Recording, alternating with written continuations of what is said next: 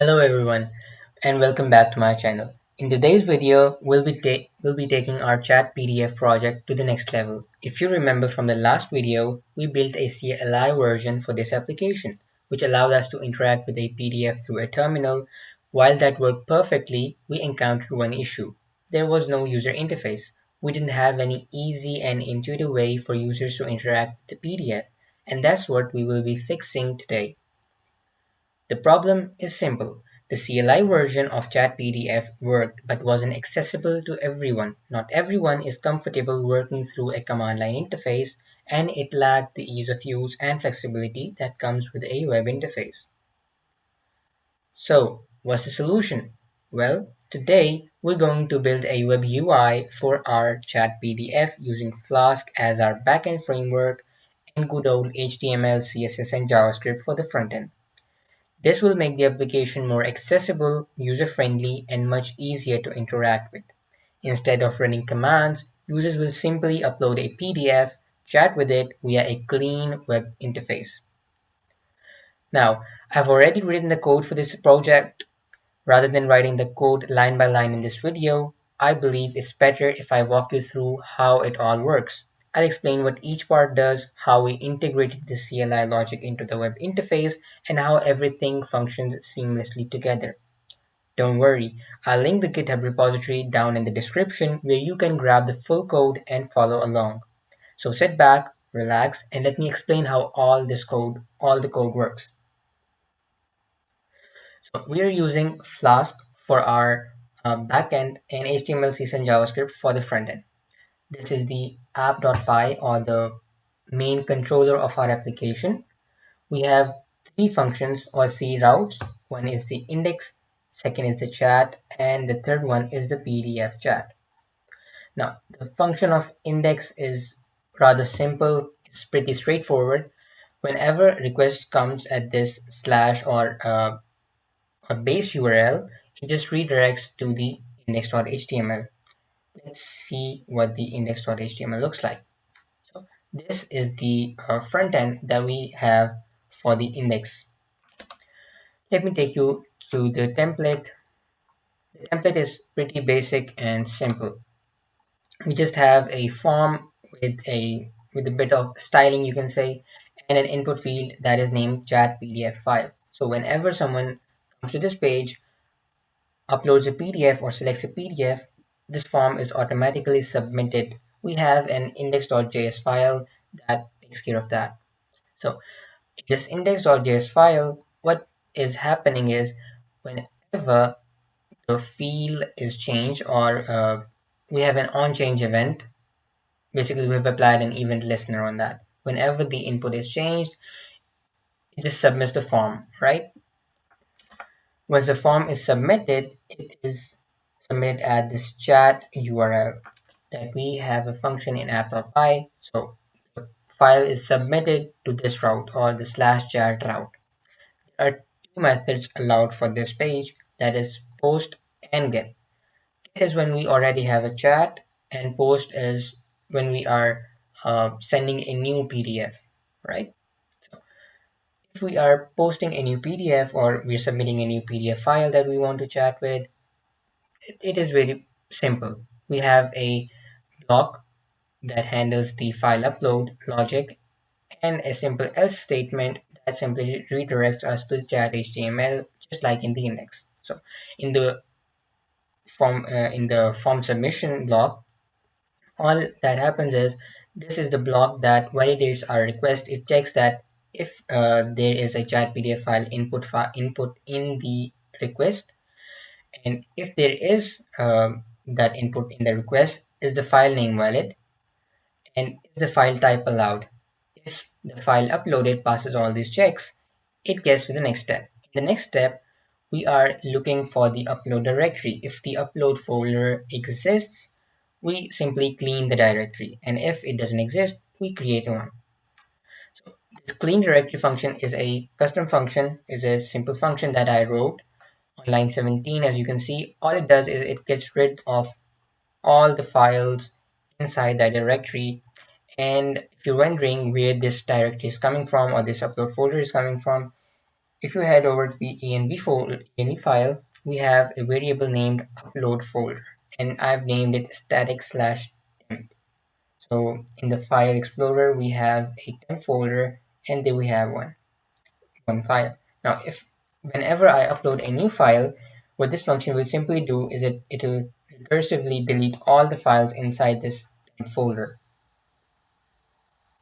So once the file is uploaded or the directory is newly created, we create a new name for the file that we need to upload. So this block represents the file name creation process and then uploading the file into the specified upload folder. Once the upload file is uploaded in the folder, we now can create the ChromaDB. For that, I'm using the createDB function. This createDB function I've imported from the previous modules we developed for the CLI version. I have those files in the ChatPDF folder. As you can see over here, in the createDB file, we are importing the main function as createDB. So all this main function does is just load the PyPDF loader.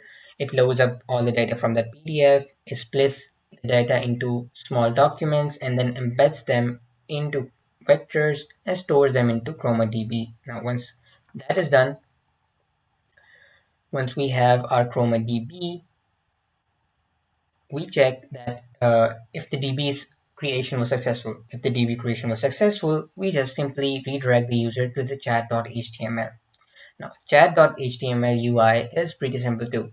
So whenever you upload a PDF file, it creates a ChromaDB and redirects you to this page where you can simply chat with your PDF. So all the magic is happening at this page.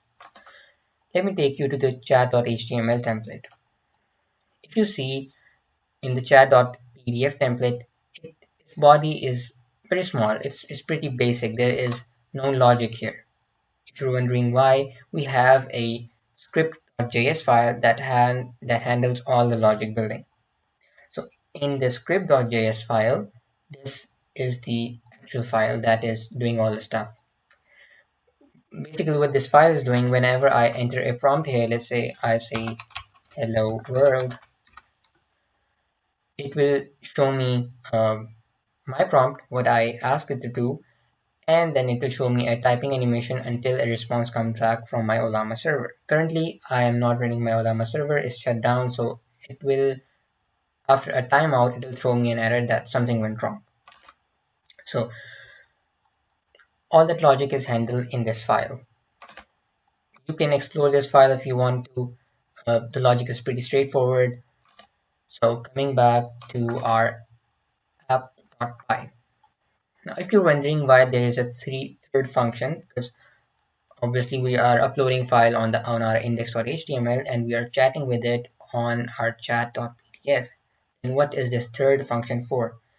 So this is for the API. This is the API version. As you can see, when I submitted or I prompted it hello world, it was pinging some API, right? So this is the API endpoint that it is submitting the request or listening for the response. So this is the main function that asks Ollama for the response regarding our query according to the context that we have embedded in the ChromaDB. So we are using the ask Ollama function. Ask Ollama function is again imported from the ask Ollama file in the chat PDF. Chat PDF is a module here, right? I have created it a module.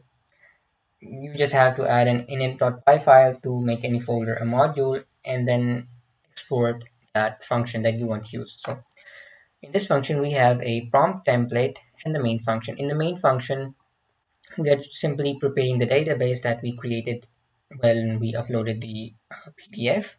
So all it does is it does a similarity search with the relevant score and fetch all the data. And then once we have the context, it formats the template we have described above, prompt template. It puts the context and the question in the template, and it just returns us the response. Once we have the response in the script.js file, it uploads the DOM. So it is that simple. Let me show you the GitHub repository that I have for this code. Head over to github.com slash.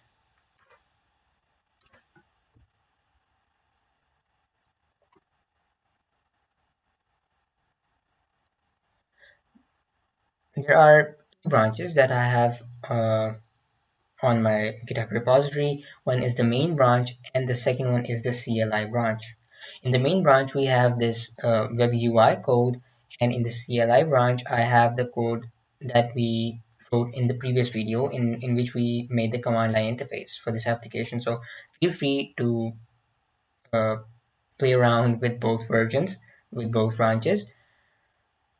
If you enjoyed this video, please like, share, and subscribe to the channel. Your support helps me keep creating content like this, and don't forget to leave your valuable feedback in the comments. Let me know what you think of the solution or if you have any ideas for improving it. Also, drop a comment about what you would like to see in the next video.